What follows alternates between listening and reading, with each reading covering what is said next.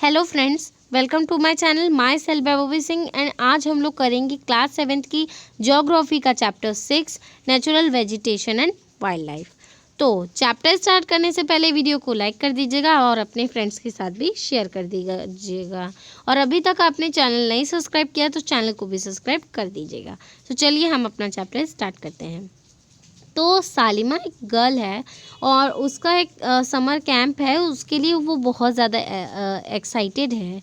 और वो मतलब मनाली गई थी, अपने पूरे मनाली जो हिमाचल प्रदेश में है, अपने पूरे क्लासमेट्स के साथ गई थी।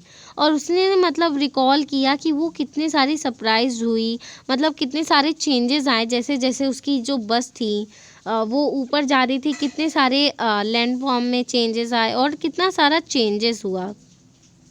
जब वो डीप जंगल्स में से जा रही थी तो उसने देखा कि सॉल और टीक जो ट्री हैं वो धीरे धीरे धीरे करके गायब हो रहे हैं। और भी उसने बहुत सारी चीज़ें देखी।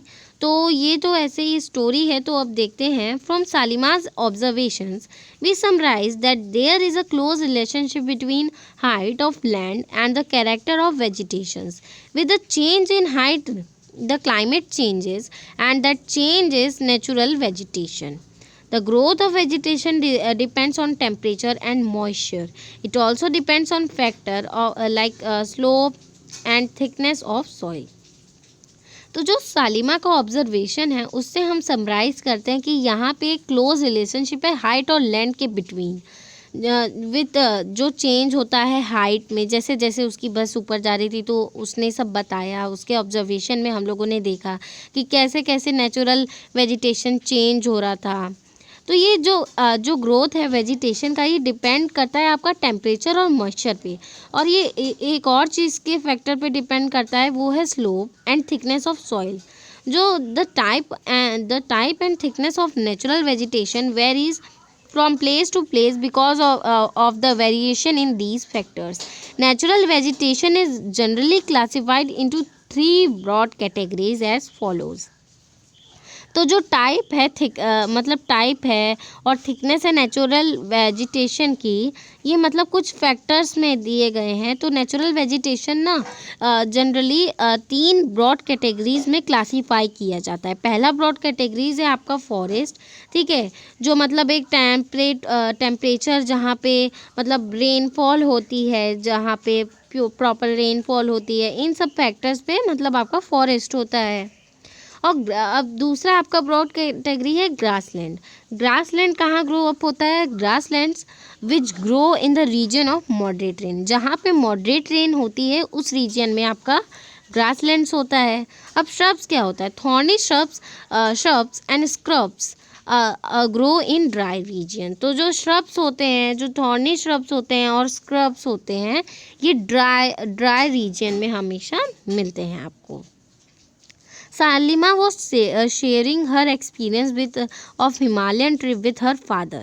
Her father visited various places in the world. He told Salima about his observations of variety of vegetation in different parts of different continents.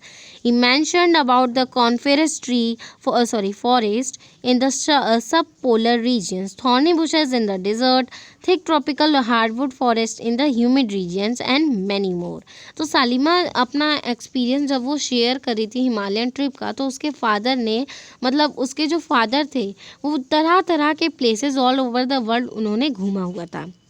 उसने अपने ऑब्जर्वेशन से सालिमा को बताया कि यहाँ पे कई सारी वेजिटेशन की वैरायटीज़ हैं डिफरेंट कॉन्टिनेंट्स में। उन्होंने बताया कॉन्फेरस फॉरेस्ट के बारे में जो सब पोलर रीजियंस में होते हैं। उन्होंने बताया थॉर्नी बुशेस जो डिज़र्ट्स में होते हैं, और ट्रॉपिकल हार्डवुड फॉरेस्ट इन ह्यूमिड रीजियंस और कई सारे। सालिमा realized the Himalayas have almost all variety of vegetation which one can see while moving from the equator to the polar region.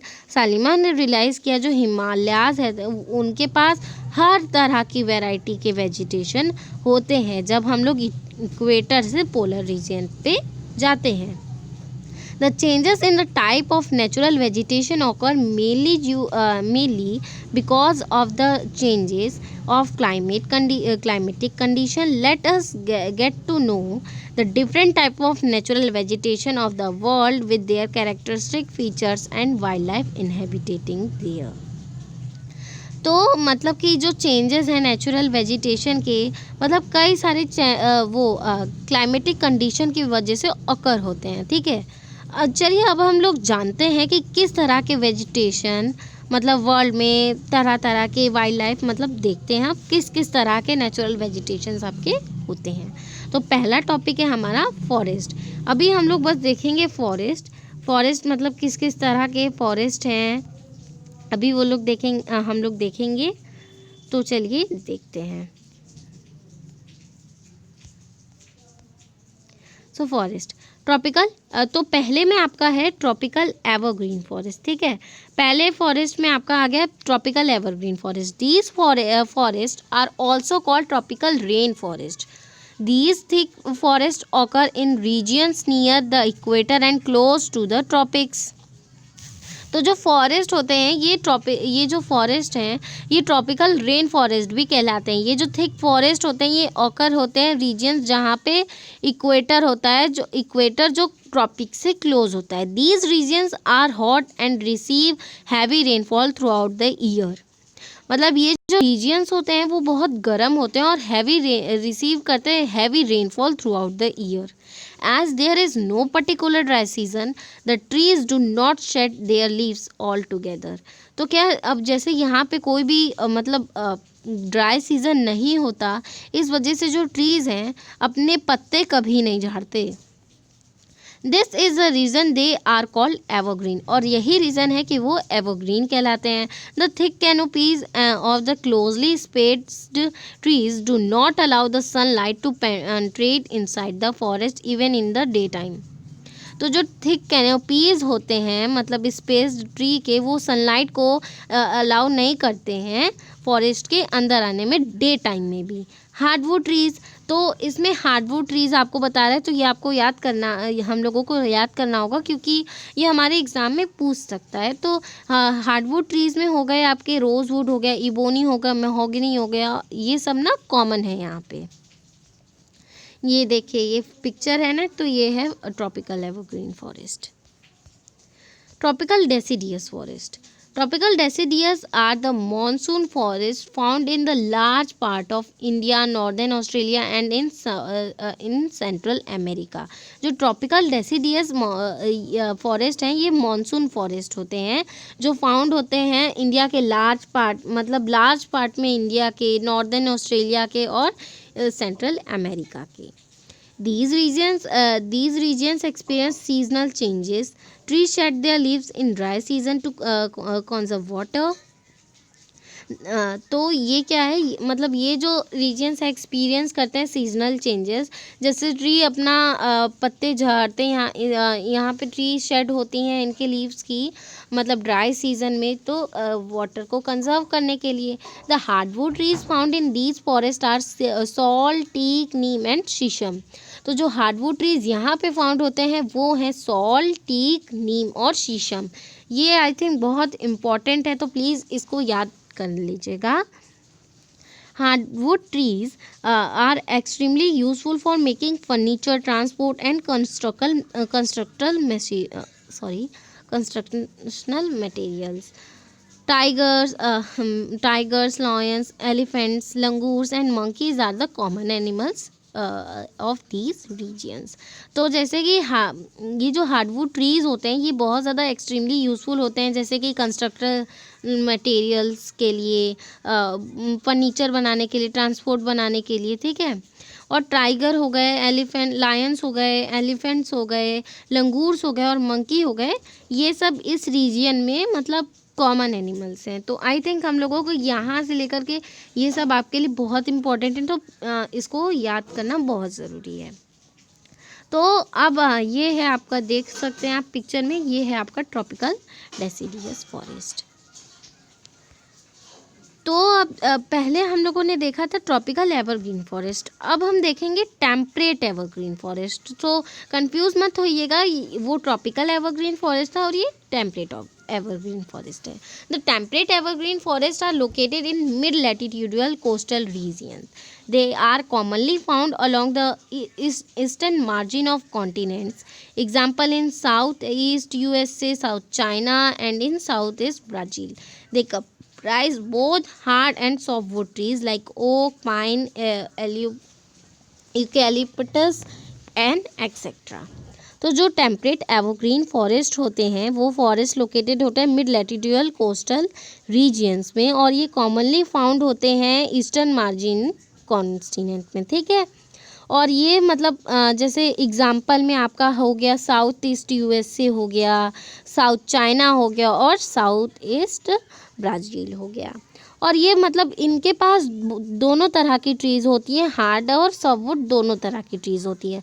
Hardwood में जैसे कि ओक हो गया, पाइन हो गया, और ये एक एल्यूकेलिप्टस है। तो आप दो भी याद करेंगे तो ठीक है, क्योंकि ये वाला वर्ड थोड़ा सा वो है, हार्ड है, लेकिन आप दो भी करेंगे तो ठीक है, लेकिन इसको याद करना बहुत इम्पॉर्टेंट है। तो अब बात करते हैं हम टेम्परेट डेसिडियस फॉरेस्ट के। As we go towards higher latitudes there are more temperate deciduous forest.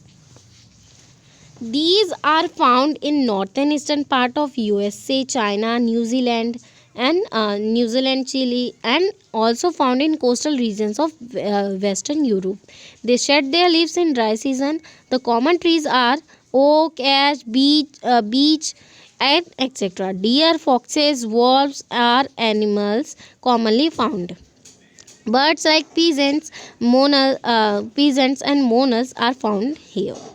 तो ये जो टेम्परेट डेसिडियस फॉरेस्ट है, जैसे कि हम हायर जा रहे हैं लैटिट्यूड्स पे, मतलब यहाँ पे और टेम्परेट डेसिडियस फॉरेस्ट हैं। ये कहाँ पे फाउंड होते हैं? ये नॉर्दर्न ईस्टर्न पार्ट यूएसए के फाउंड होते हैं, यूएसए में फाउंड होते हैं, चाइना में, न्यूजीलैंड और चिली में। और ये कोस्टल वेस्टर्न के मतलब कोस्टल रीजन्स वेस्टर्न के जैसे यूरोप के में भी मिलते हैं। और ये अपने पत्ते कब झाड़ते हैं? ये अपने पत्ते ड्राई सीजन में झाड़ते हैं। और यहाँ पे कॉमन ट्रीज़ हैं आपके ओक, ऐश, बीच, ठीक है, और एक्सेट्रा।